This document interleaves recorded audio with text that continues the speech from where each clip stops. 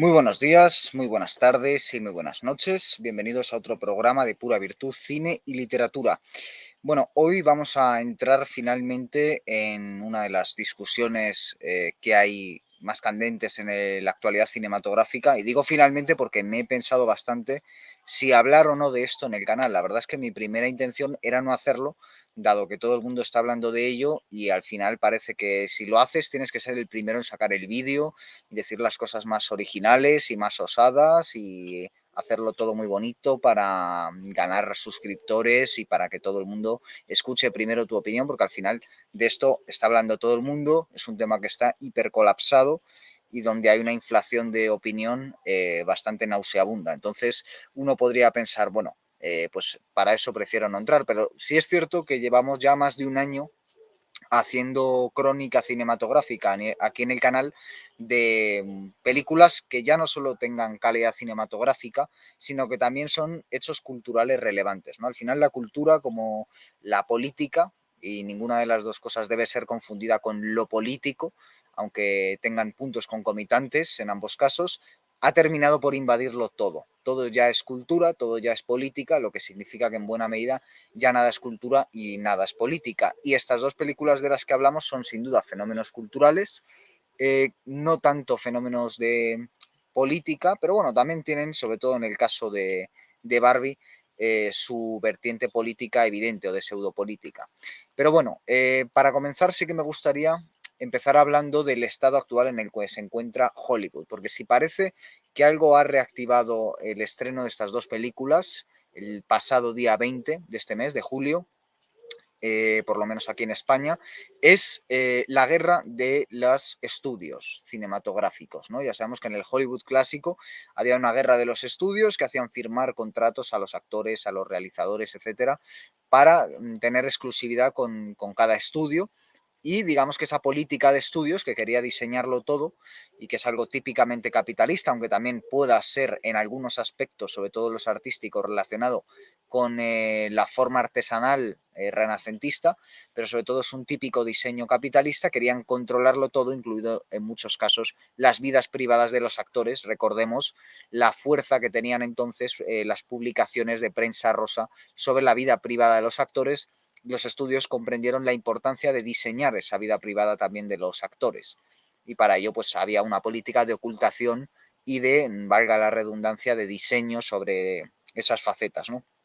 Y lo cierto y verdadero es que ahora en las nuevas redes sociales, como TikTok, estamos viendo cómo lo que ha llevado a mucha gente joven, sobre todo en el caso de Barbie, al cine, ha sido también una utilización de todos esos elementos exteriores a la película, ¿no? Igual que en literatura hay elementos exteriores al texto, como puede ser las citas iniciales, la contraportada, la portada, las solapas, etcétera, etcétera, que se van añadiendo. En cine también ocurre lo mismo, y eso evidentemente es utilizado por las empresas para darle una salida a las películas. Y ha sido un auténtico fenómeno de masas, sobre todo en el caso de Barbie, las técnicas de venta que se han utilizado, ¿no? Y un caso evidente es el de Margot Robbie, que es la actriz protagonista de Barbie, que ha ido vestida por numerosos estrenos de la película en distintos países con vestidos clásicos de Barbie, ¿no? Y también la directora de la película y otros miembros del casting, incluido el propio Ryan Gosling, que ha mantenido un rubio, que aunque no era ese rubio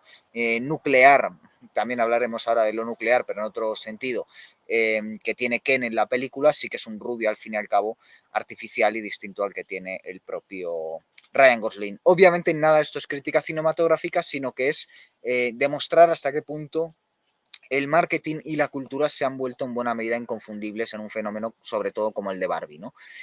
Y ya digo, es una vuelta en cierto sentido a la guerra de los estudios, ¿no? Hay que celebrar, obviamente, sobre todo si se tiene algún familiar que se dedique al asunto, no es mi caso, que la gente vuelva al cine, ¿no? Por la gente que tiene cines, que estamos viendo que cada vez cierran más cines, cada vez la gente consume más en plataformas, y es interesante que por fin la gente joven haya ido al cine para ver algo que no sea una película de superhéroes. Aunque hay que decir que la película Barbie tiene bastante que ver con el cine de superhéroes en cuanto que fenómeno social. Es decir, al final la película es lo que menos importa. En el caso de Barbie, es parte de esa desmaterialización del arte que está presente en el arte del siglo XX desde el momento en que Marcel Duchamp mete lo que él llama fuente y que es un urinario en un museo, o desde el momento en que un artista italiano mete una lata llena de excrementos a un museo y así, etcétera, etcétera, un cuadrado blanco, etcétera, ¿no? Es decir, cómo el objeto artístico, y empieza esto en las artes plásticas, va perdiendo relevancia frente al concepto, a la conceptualización, que es algo que luego tiene su parangón en música, ¿no? Recordamos a John Cale con esos... John Cage, perdón, a John Cage con esos 3,66 3 minutos 66 segundos, creo que era, de silencio absoluto, ¿no? Ocurre lo mismo en música y ocurre lo mismo en tantas otras artes. Y ahora estamos hablando del mismo fenómeno en cine. Barbie, al final, la película, el largometraje, y esta fue mi experiencia como espectador, viendo lo que me rodeaba en la sala, casi todo niñas, adolescentes haciendo fotos a la película durante la película, hablando por el teléfono en WhatsApp, quiero decir, y demás durante la película, con gafas de sol y una serie de cosas.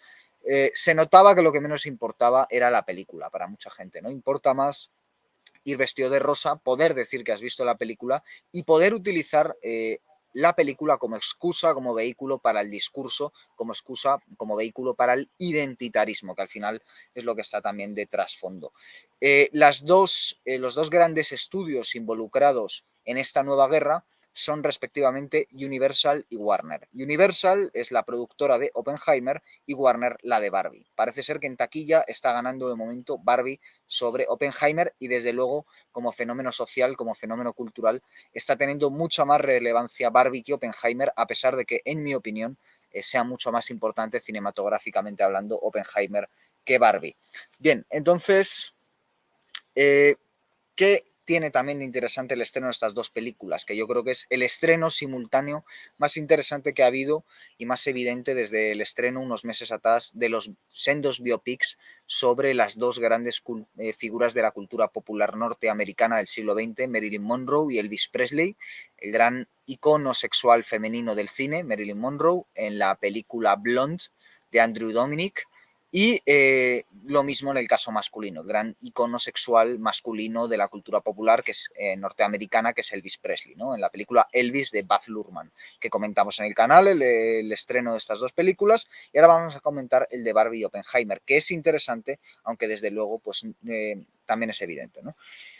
Llegan estas dos películas en un momento de crisis para Hollywood, un momento de crisis, por decirlo finamente, ¿no? Porque podríamos hablar ya de mortaja, de cadáver, de entierro y de incineración incluso. Porque ciertamente Hollywood está en las últimas, ahora tenemos una huelga de guionistas, cada vez es un elemento de propaganda ideológica y de manipulación cultural más evidente, y al mismo tiempo su calidad cinematográfica va descendiendo. Los cines cada vez se vacían más y están trabajando ya directamente para plataformas, para nuevos formatos, y esto también tiene un impacto artístico de crecimiento, sobre todo porque se está imponiendo una estandarización, una homogeneización en la realización artística que hace que no sea descabellado pensar que ese estilo de series tan sumamente medido nos puede llevar a pensar que dentro de un tiempo los algoritmos puedan dirigir películas y series, porque tal y como se están haciendo ahora, la labor de los productores, la labor de los cineastas e incluso me atrevería a decir en muchos casos la labor de los actores, que es aparentemente la más humana, pues prácticamente es tan sustituible entre sí, tan poco marcada, que podría dar lugar a que en un futuro pueda hacer una inteligencia artificial este trabajo sin problema, si es que no lo están haciendo ya, tanto en el caso del cine como en el de la literatura, sin que nos enteremos, ¿no? Ciertas novelas, bestsellers de gran éxito que carecen de estilo, podrían estar fácilmente diseñadas por inteligencias artificiales. No sería descabellado pensarlo.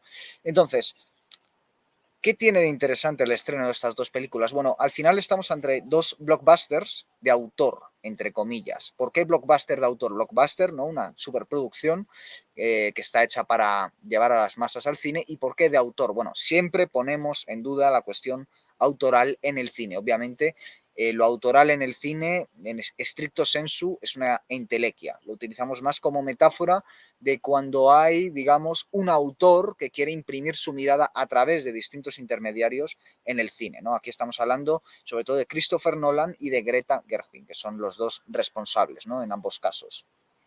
Y ambos han sabido conjugar en el formato blockbuster algunas de las ideas más importantes de nuestra época. Y vamos a plantear ya algo interesante, que es que al final Oppenheimer es una película sobre el complejo militar y Barbie es una película sobre el complejo industrial. Entonces, yo creo que ya solo por eso vale la pena hacer un comentario de ambas películas. Vamos a empezar, después de 10 minutos de introducción, hablando de Christopher Nolan y de la película Oppenheimer. Entonces, si a alguien no le interesa Oppenheimer, puede saltar más adelante, que no sé en qué minuto será, en el que estemos ya hablando de Barbie. Vale. Christopher Nolan es un director que ha sabido llevar el blockbuster en el siglo XXI a un lugar donde muy poca gente lo ha hecho, ¿no? Denis Villeneuve, por ejemplo, el director de la horrible adaptación de la grandísima novela Dune, es un director que en muchos sentidos seguía los pasos de Nolan, seguramente de manera bastante consciente, pero yo creo que ha demostrado no estar a la altura, ni mucho menos, pues ya digo, con productos como Dune, que por lo menos a mí la primera parte me pareció espeluznante. Cosa que no me parece, por ejemplo, la trilogía de Batman que hizo Christopher Nolan, que al final, volvemos a lo que decía antes, son películas de superhéroes, son películas taquilleras, pero bueno, en el caso de Nolan demuestra, haciendo sobre todo en la segunda parte, El Caballero Oscuro de Dark Knight, una de las grandes películas de superhéroes o la gran película de superhéroes de todos los tiempos, demuestra que se puede hacer con cierta profundidad en algunos casos inusuales como es el del propio Christopher Nolan. Entonces, Christopher Nolan es alguien que siempre ha estado interesado en la tecnología y ha conseguido, mediante el blockbuster, tratar de manera divulgativa, eso sí, cuestiones que prácticamente nadie más ha llegado al cine. Y esa tendencia, esa constante, ha alcanzado su punto culmen hasta la fecha en Oppenheimer, ¿no? Recuerdo que, por ejemplo, en Inception, que se tradujo a español como Origen, o en Tenet, o en la propia El Caballero Oscuro, ya hay elementos muy importantes tecnológicos, ¿no? En Origen, todo ese mundo de sueños no era más que el fruto de un proyecto militar para entrenar a los soldados dormidos y que pudieran hacer todo aquello que despiertos no podían hacer, ¿no? Entonces ya tenemos ahí un proyecto militar secreto trabajando en este caso con los sueños. En Tenet igual, estamos hablando de un proyecto militar que lo que permite es trabajar con temporalidades distintas de manera simultánea, ¿no? En El Caballero Oscuro, película que apareció en 2008, cuando empezaban a hacerse las primeras filtraciones relativas a Snowden, Wikileaks, etcétera, hablaba también de manera muy sucinta de un sistema de control también de origen militar de la población, ¿no? Mediante los teléfonos móviles y los satélites, cosas que son bastante reales, ¿no? Y luego además, en una película que yo creo que es de lo mejorcito que tiene Christopher Nolan y que no suele ser citada, que se llama en inglés The Prestige y en español podrían haberla traducido como El Prestigio, pero decidieron traducirla como El Truco Final, creo que era. En esa película aparece literalmente Nikola Tesla. Nikola Tesla, que es uno de las grandes figuras contemporáneas científicas y que sobre todo, aunque nosotros le conozcamos por la corriente alterna y por la guerra de las corrientes que tuvo con Edison, sin duda alguna es un personaje que digamos, se desarrolló en el mundo de lo militar. Nikola Tesla fue sobre todo alguien dedicado a la industria militar, ¿no? Quiso crear una especie de rayo de la muerte eléctrico. Entonces, esa relación entre la ciencia y lo militar siempre ha estado presente en el cine de Christopher Nolan y en Oppenheimer por fin ha decidido dedicarle pues casi un primer plano a ese mundo, ¿no? Entonces, ¿cómo está construida Oppenheimer? ¿No? Es una película que quiere contar muchas cosas, quiere resumir un libro que es un premio Pulitzer de más de 700 páginas, yo confieso que no lo he leído, en 3 horas de película. Y lo primero de todo hay que felicitar a Nolan porque, en mi opinión, consigue acallar a todos los enemigos de Nolan, porque Nolan cada vez que estrena una película hay una legión de personas que se creen muy originales por criticar a Nolan, pero que al final están cayendo en el tópico de criticar a Nolan por criticar a Nolan, porque obviamente se puede criticar a cualquier director, pero a mí los argumentos me suelen parecer bastante pobres y discutibles, y consigue hacer un uso de la técnica narrativa cinematográfica, sobre todo a través del ritmo, consigue sacar de un elenco muy amplio una gran variedad de actuaciones y bastante profunda, y sobre todo consigue, mediante una aparente simpleza, visual de plano contra plano, película casi de cine negro o de espías clásicos, de interrogatorios, de estar muy atentos a los rostros de los actores, etcétera, consigue mantener el ritmo durante 3 horas, hacer que la película no se haga corta y sobre todo algo que yo creo que mucha gente está despreciando de manera bastante absurda, que es conseguir hacer una película sobre un científico tan interesante como un thriller, ¿no? Yo creo que esto es muy difícil de hacer y lo consigue, en mi opinión, de sobra Christopher Nolan. Entonces la película tiene básicamente 3 planos narrativos, que sería por un lado la vida del protagonista, de Robert Oppenheimer. Es un científico norteamericano relacionado con el mundo de la física cuántica que, digamos, llega un poco tarde a lo que es el desarrollo de la física cuántica. Y entonces lo que hace es más bien dedicarse a tratar de aplicarla, ¿no? Es decir, él llega cuando ya otros han hecho el grueso de la teoría de la física cuántica y lo que hace es tratar de darle algún tipo de utilidad. Entonces se cuenta muy bien la historia de formación de este personaje, sus particularidades, por ejemplo, es alguien que no trabaja muy bien en laboratorios, que es algo que no deja de ser curioso para alguien que va a trabajar en el ámbito de la física, un personaje mujeriego, un personaje muy ideologizado, sobre todo con el mundo comunista, relacionado con el mundo comunista o socialista de la época. Por ejemplo, se sabe que estuvo financiando la causa comunista durante la Guerra Civil Española. Entonces, ese sería el primer plano, la vida de este personaje, que va a ser obviamente el protagonista. No en vano la película lleva su nombre. Por otro lado, tenemos la historia de la fabricación de la primera bomba atómica, del proyecto Manhattan y de la prueba Trinity, ¿no? Por decirlo de alguna forma. Y por otro lado, tenemos un juicio, que no es un juicio como tal, pero tiene un formato de juicio total, que en realidad es una apelación para un permiso que le da Leslie Groves, que es el personaje de Matt Damon en la película, un militar siniestro, que en la película sí que es verdad que aparece bastante dulcificado, aunque, bueno, tiene una frase en la película relativa a un personaje secundario en el que dice, si queréis lo podemos eliminar, y aunque lo dice de broma, Nolan consigue, digamos, sintetizar en esa frase el verdadero rostro del personaje con bastante inteligencia. Entonces, decía que tenemos la historia de la fabricación de la bomba y esa apelación en la que Oppenheimer trata de que no le retiren, ya años después de la creación de la bomba, el permiso a acceder a cierto número de información reservada que le había concedido Leslie Groves, el personaje de Matt Damon. Entonces están estos 3 planos y si queremos le podemos añadir otro, que es casi el que le da una estructura circular a la película, que es una conversación bastante casual y breve que tiene Robert Oppenheimer con Albert Einstein. Y esta conversación es muy interesante porque es una conversación que hasta el final de la película, de hecho es con lo que se cierra la película, no nos he revelado su contenido, pero cuyo contenido tampoco podemos saber si lo que conocemos es la versión de Oppenheimer, la versión de Nolan, la versión del libro, lo que realmente se habló. Lo que está claro es que cierra la película y que da un mensaje que es bastante distinto al que en esta conversación, al que la gente está, sobre todo los críticos de Nolan, haciendo ver, ¿no? No es no podíamos hacer otra cosa, es hemos destruido el mundo, lo que nos viene a decir Nolan, que por cierto es bastante preciso, ¿no? Con el caso de la bomba atómica. ¿Qué es interesante también? Bueno, 2 enfoques que añade Christopher Nolan. Obviamente está el enfoque puramente histórico, divulgativo, no podemos pedirle tampoco que haga un documental. Muchos dicen cine documental, no es cine documental, obviamente, un documental habría dado mucha más información. Es cine y por lo tanto al final Cillian Murphy está haciendo una construcción en torno al personaje de Oppenheimer y cada actor está haciendo una construcción y el propio Nolan está haciendo una construcción, una recreación, no es un documental, ¿no?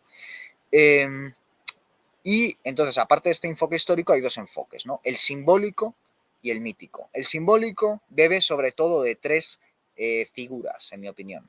Una evidente, que es con la que se abre la película. Si se cierra con la conversación de Einstein, que es lo que le da la estructura circular, se abre con una cita que alude a Prometeo. Prometeo es el que le quita el fuego a los dioses y se la da a los hombres, ¿no? La metáfora no puede ser más clara.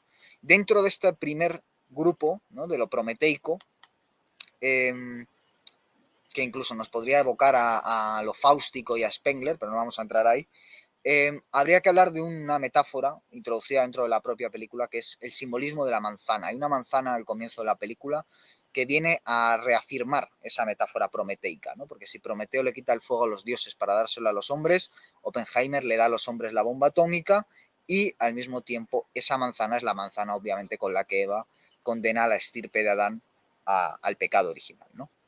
Entonces ahí tenemos esa primera dimensión. La segunda, obviamente, es el simbolismo hinduista, podríamos decir. Todos conocemos la famosa cita que hace Oppenheimer hablando de soy el destructor de mundos, que por cierto está mal hecha porque él atribuye equivocadamente esta cita, pero bueno, esto está presente, ¿no? Se sabe que casi todos los grandes prebostes de la física cuántica, el propio Einstein, por ejemplo, que es el padre, eh, estaban muy interesados en el mundo del hinduismo, lo conocían de sobra, y de hecho se revela en la película que Oppenheimer estaba estudiando sánscrito, estaba estudiando lenguas antiguas y mitología, es decir, que era un hombre con una cultura enorme, como lo eran casi todos los grandes físicos que desarrollaron la física cuántica, que en muchos sentidos son místicos del siglo XX. Los místicos del siglo XX ya no son tanto poetas en muchos casos como físicos, ¿no?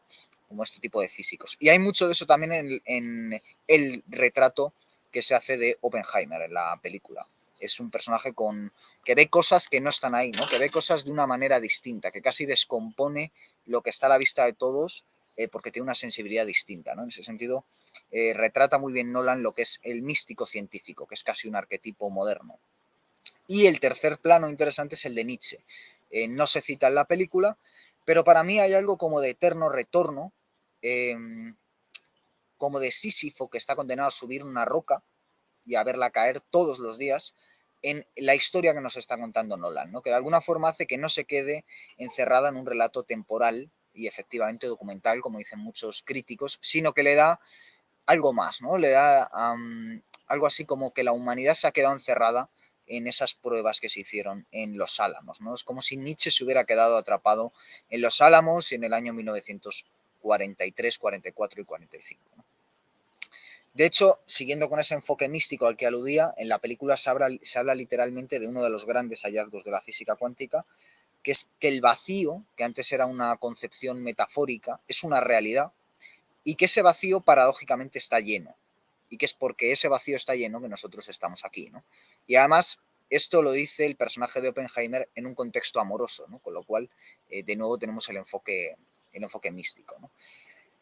Ya he aludido a esa crítica que se está haciendo de cine documental, que yo creo que es una crítica simplona, porque obviamente la película habla de unos personajes reales, para eso no hace falta ver la película para decir esto, y además se basan sobre todo en el tema. O sea, realmente están yendo a lo más plano de la película, que es el qué, pero no van al cómo, de cómo nos lo cuenta Christopher Nolan, que en mi opinión es una auténtica lección de cine. Muy academicista, puede que sí, pero también lo son muchas películas de espías y muchas películas de cine negro y muchas películas de juicios que se basan efectivamente en un plano contra plano.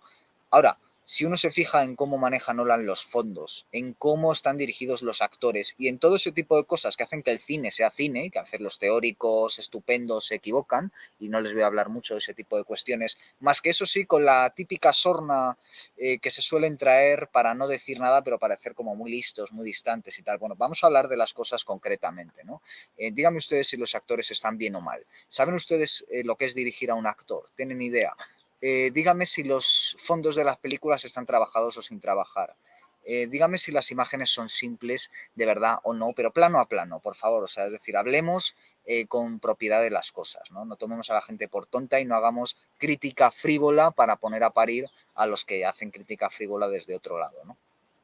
Y, eh, y luego, sobre todo, se ha hecho una crítica que también venía de antes en la película, que es lo del arrepentidito, ¿no? Oppenheimer hace la bomba y luego es un arrepentidito. Bueno, lo primero me hace gracia porque muchas críticas de este palo vienen de católicos. Vaya, hombre, parece que ahora no se puede arrepentir uno de lo que ha hecho. Obviamente Oppenheimer no se arrepiente de hacer la bomba atómica. De hecho, en la película, en el último tercio, la película tiene 3 tercios muy definidos, por cierto, se lo pregunta unas cuantas veces a Oppenheimer y él dice en todo momento que no se arrepiente, que no podría no hacer lo que ya ha hecho, que lo volvería a hacer en buena medida. Entonces yo no entiendo estos que dicen, hombre, me lo pintan como un arrepentidito. Un arrepentidito hubiera dicho que no, pero Oppenheimer está diciendo que lo volvería a hacer. El problema lo tiene Oppenheimer con lo que él considera peligroso, que es la escalada bélica cuando Estados Unidos quiere hacer la bomba H. Y es por criticar esa bomba de hidrógeno, que es mucho más letal que la bomba atómica, es precisamente que además la puesta en práctica fue una auténtica barbaridad, la llevó a cabo Teller, que es alguien que empezó trabajando con Oppenheimer, mucho peor llevada a cabo, por cierto, que el proyecto Manhattan, pues es cuando él empieza a poner trabas frente al desarrollo de la bomba de hidrógeno, de la bomba H, es cuando se le somete a este juicio medio macartista que se le monta, ¿no? Para retirarle la licencia. Entonces Nolan ha hecho algo que no ha hecho casi nadie, que es tocar un tema como la fabricación de la bomba atómica. Ha hecho algo que no ha hecho nadie, que es llevarlo al gran público. Y sí ha querido crear un relato oficial. No es una crítica, bueno, reconozco que obviamente Nolan es juez de parte, es inglés, pero obviamente si vemos una película como Dunkerque, una película de un patriotismo fuerte y arrastra muchos de los tópicos que otros grandes directores de blockbuster como Spielberg suelen arrastrar cuando tocan estos temas. Pero hay que reconocer que sí, que hace una crítica, ¿no? Y hombre, me resulta gracioso que estemos siempre criticando las versiones oficiales del mundo anglosajón, cuando me gustaría saber que otro país tiene una película como JFK, Caso Abierto, de Oliver Stone, hablando de un magnicidio, ¿no? Es decir, estoy esperando a que salga la película sobre el atentado de Sarajevo al nivel de lo que hizo Oliver Stone. Estoy esperándolo.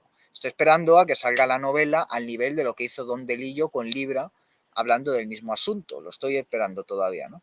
Y estoy esperando, ahora que estamos con Kennedy, a que alguien, bueno, empiece a detectar que efectivamente en la película Nolan en Oppenheimer apunta quién mata a Kennedy, literalmente, al final de la película se habla de esto.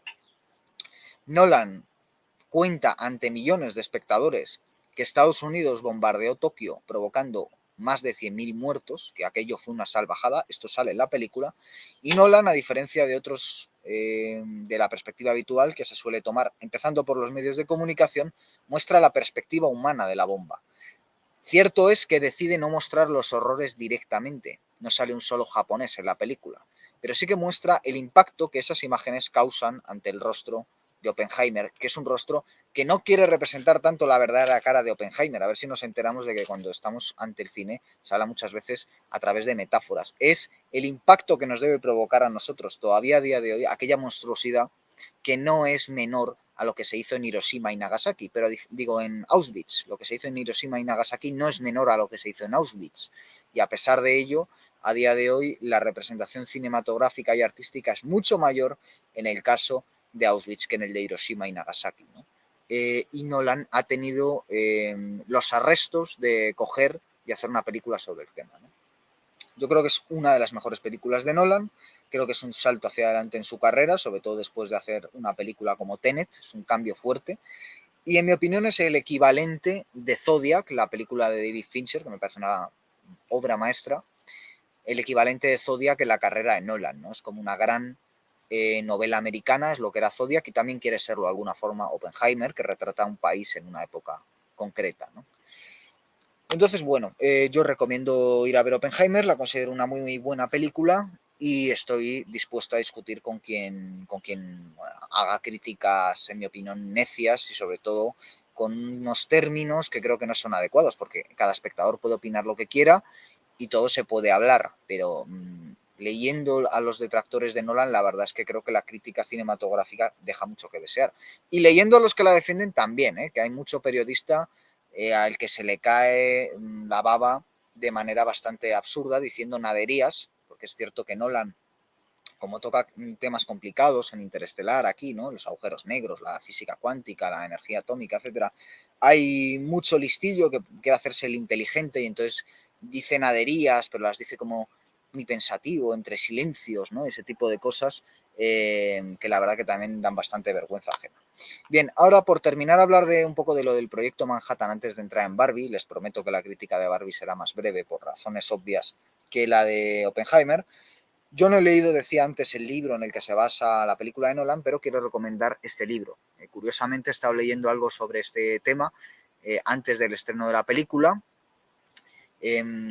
No es un estreno tan bien aislado, hay que recordar que hace unos meses se publicó en España la última novela del fallecido Cormac McCarthy, que es una novela doble, se llama El pasajero y Stella Maris, y trata también bastante sobre el proyecto Manhattan.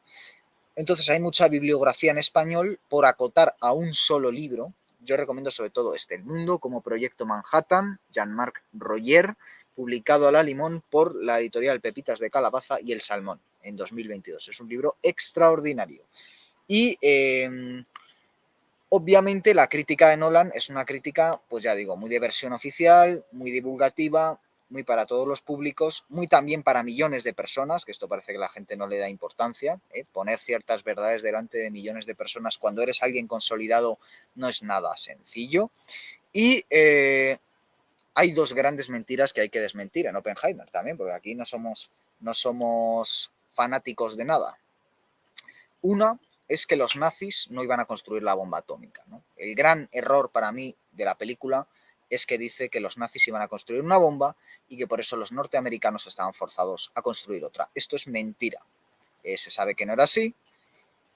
Los nazis tenían físicos, tenían conocimientos, pero no tenían capacidad, y mucho menos en el año 43, cuando ya estaban perdiendo la guerra. Por lo tanto, es una mentira. Sencillamente los norteamericanos querían tener una bomba atómica. La querían tener. De la misma forma, la emplearon contra los japoneses con el móvil de ahorrar bajas norteamericanas, pero lo cierto es que Japón estaba también bastante derrotado y fue un ensañamiento no por una vez, sino por dos veces, brutal y sanguinario, al nivel de Auschwitz y al nivel de los campos en Siberia de la Unión Soviética, de los Gulag, a ese nivel de barbaridad, alcanzado solo en el siglo XX, mediante la técnica, ¿no? Y se dice también que el desarrollo de la bomba atómica también estaba pensando en la Unión Soviética, y lo mismo se dice de la bomba de hidrógeno, que era para adelantarse a la Unión Soviética, ¿no? Bueno, hay otro mito, la segunda mentira en la que cae la película, es en dar pábulo a esa leyenda todavía hoy tomada en serio por mucho historiador y por muchas personas en general, de que la Unión Soviética estaba a la par tecnológicamente con los Estados Unidos. Se suele usar el argumento de la carrera espacial. En los primeros tramos de la carrera espacial, los rusos llevaban ciertamente la ventaja, ¿no? Ahí está el Sputnik, Gagarin, etcétera. Pero decir que los soviéticos estuvieron a la par del complejo industrial norteamericano es mentira, ¿no? Mentira, sin más, mentira. Entonces, estas dos mentiras son muy graves y yo creo que conviene desmentirlas cuando se habla de este tema, ¿no? Y por audir algunas cuestiones tratadas aquí, que aquí se habla del proyecto Manhattan, se habla de Chernobyl, se habla de Fukushima y se habla del impacto que tiene la energía atómica, que es totalmente destructivo, y en esto encaja con lo que se cuenta en la película.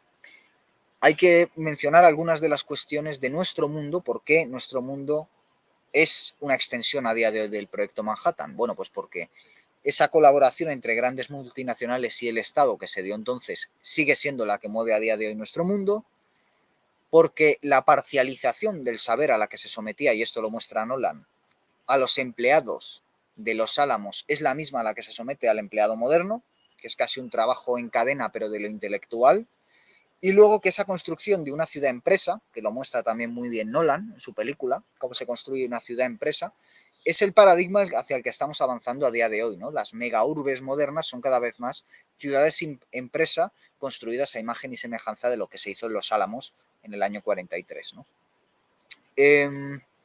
Y ya por último, pues hay que mencionar el personaje de Robert Downey Jr., que yo creo que está excelente en la película, y que es la personificación del complejo militar industrial. Es decir, para el que sepa leer la película, Nolan está haciendo una crítica al complejo militar industrial norteamericano, que es el que al final desarrolla la bomba atómica, y por más que Oppenheimer nos caiga mal y etcétera, etcétera, y yo creo que Nolan no hace que el personaje sea simpático, a mí no me resulta simpático en la película, sencillamente es el protagonista porque es un buen actor, o es el actor con el que mejor se puede contar la historia narrativamente. Igual que el personaje de Robert Downey Jr. no es el malo malísimo, el malo no es tanto una persona como un sistema, pero hay que hacer una encarnación porque estamos haciendo una película, no un ensayo. Entonces, yo creo que consigue hacer una muy buena encarnación de lo que es el complejo militar industrial, y a través de la crítica de este personaje, que es una crítica que llega sobre todo en la tercera parte de la película, las dos primeras no es nada clara, eh, pues yo creo que también es muy contundente, ¿no? Sobre todo con la mención que hace finalmente a Kennedy, que apunta muchas cosas interesantes. Entonces, recomendada Oppenheimer. Y ahora sí, minuto 35, después de 25 minutos hablando de Oppenheimer, vamos a hablar de Barbie. Barbie es una película de Greta Gerwig que cuenta con un guión de Noah Baumbach, que es su pareja, también cineasta, en mi opinión nefasto. Ha hecho una adaptación de la excelente novela Ruido de fondo de Don DeLillo que debería valerle pues no poder hacer más películas. Son una pareja de gafapastas, esto hay que decirlo, intelectuales universitarios, saben mucho de cine, tienen mucha cultura, de lo que hablábamos antes, tienen mucha noción cultural, y obviamente eso se nota en su película. Una película que tiene una pugna entre ser una comedia, ser un anuncio publicitario y ser un panfleto, ¿no? Se está peleando. La parte cómica a mí no me desagrada del todo, aunque a mí la estética de la película me parece horrible. La parte panfletaria me produce dolor de estómago y la parte comercial me produce indignación, ¿no? Entonces, hay que reconocerles una cierta capacidad intelectual, aunque en mi opinión estén equivocados en sus ideas. La película comienza haciendo una parodia de 2001, iniciando casi como si uno estuviera entrando en la en el complejo, en el edificio donde se venden, donde se fabrican las Barbie, te estuvieran explicando cómo nace Barbie, etcétera, te lo cuentan con todo ese tono que antes estaba reservado para la audiografía, ¿no? Para las vidas de santos, pues casi parece que los que inventaron Barbie son casi santos de nuestro tiempo y que Barbie es una figura religiosa icónica que debe ser adorada, ¿no? Empieza un poco de este palo la película parodiando a Stanley Kubrick, es decir, que si Nolan tiene presente a Kubrick en Oppenheimer, ¿no? Recordemos su película Teléfono Rojo, Volamos hacia Moscú, ¿no? Doctor Strangelove. Aquí también está presente Kubrick, y yo creo que esto habla muy bien de la actualidad de Kubrick. También lo digo porque sé que tiene muchos detractores, entre los que yo desde luego no me encuentro. Bueno, Kubrick sigue estando presente. Y de hecho plantea una cosmogonía, ni más ni menos, Barbie. Porque comienza hablando de una sociedad que es matriarcado, en Barbieland, que es ese mundo ideal donde vive Barbie. Más tarde se convierte en patriarcado, porque Ken consigue ir al mundo real, se informa sobre lo que fue el patriarcado, vuelve y lo impone. Y más tarde hay una síntesis, cuando las mujeres se rebelan y consiguen deponer el gobierno de los Kens, hay una especie de síntesis superadora, ¿no? Es decir, aquí hay una teoría de la historia casi hegeliana, podríamos decir. Digamos, de alguna forma el feminismo quiere, que siempre es considerado como una ideología posmoderna, propia de una época posterior a los grandes relatos. Bueno, pues en esta película le quieren dar una coherencia narrativa pobre, en mi opinión, pero se la quieren dar de gran ideología que puede contar también la historia de la humanidad, ¿no? La película obviamente no es muy original, tiene tres fuentes claras. Todos trabajamos con fuentes previas, tampoco vamos a engañarnos, y yo no lo veo mal. La cosa es qué haces con esas fuentes. Y esas tres fuentes son El Mago de Oz, evidente, evidente. Matrix y el show de Truman las podríamos unir. Más Matrix que el show de Truman, pero también está el show de Truman muy presente. Y en último término, Toy Story. Entonces, Mago de Oz, Matrix, show de Truman y Toy Story son estos tres argumentos juntos eh, los que hacen Barbie, ¿no? También tiene muy presente el cine de Adam McKay, recordemos, el director de Vice, de No mires arriba, y de hecho cogen al actor fetiche y lo utilizan de secundario, que es Will Ferrell, ¿no? Que es el que cierra, son los tres actores más importantes de la película, Will Ferrell, eh, Ryan Gosling y Margot Robbie, por supuesto. Entonces, lo mejor de la película, que es la parte cómica, tiene parte como de comedia disparatada de los buenos tiempos de Adam McKay, que es divertida. Sobre todo cuando Ken viaja al mundo real, ¿no? Y Barbie, ver un poco ese contraste entre el mundo real, etcétera, que tiene algo de versión muy degradada del platonismo. Y por ahí viene también lo peor de la película, ¿no? Que al final, ya solo sea por la referencia a Matrix y al show de Truman, tiene una fuerte carga platónica, neobarroca incluso, podríamos hablar lejanamente de Calderón de la Barca, pero obviamente todo eso es degradado en una película con muy poca capacidad cinematográfica y con muy poca capacidad de reflexión, sobre todo porque fijarte en este tipo de referentes y vaciar, como vacía Barbie, el discurso metafísico de la película, pues una tragedia intelectual, ¿no? No hay metafísica en Barbie. Y eso es un problema, porque Barbie toca las ideas del momento sobre lo que se suele llamar géneros y yo preferiría llamar sexos, ¿no? La guerra de los sexos, la metafísica de los sexos, si hablamos de Julius Evola. ¿Hay metafísica de los sexos en Barbie? La hay. Hay metafísica de los sexos en la guerra de géneros que estamos viviendo a nivel cultural, la hay. Entre el público que va a ver la Barbie, la hay. ¿Cuál es el problema? Que en Barbie no son conscientes, no lo conocen y entonces dan respuestas bastante trilladas, bastante simples, bastante estúpidas, me atrevería a decir, a problemas que son mucho más serios, ¿no? Y además tienen primero una estética kitsch horrible, horrible, irónica, y ese es el problema, ¿no? Como son intelectuales, gafapasta, pues van de irónicos. Y a mí me pone bastante de los nervios, esa ironía posmoderna en el peor sentido de la palabra, de listillo, ¿no?